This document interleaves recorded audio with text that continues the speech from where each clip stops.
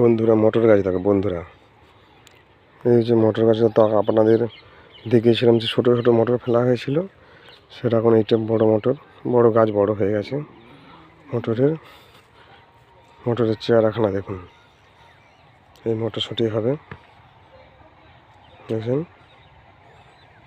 এই শেষে মটর গাছ, মটরশুঁটি খাওয়া হয় মিষ্টি, একটা দেশি মটর, হেভি মিষ্টি লাগে, হেভি মিষ্টি। আর দিন 8 থেকে 10-এর ভিতরে ফুল আসবে, ফুলে পরিপূর্ণ হয়ে যাবে। দেখতে পাচ্ছেন বন্ধুরা,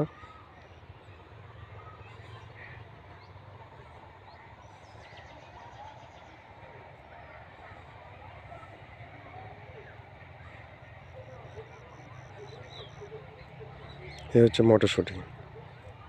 এই মটরশুঁটি ঠিক হবে সরস্বতী পুজোর সময়।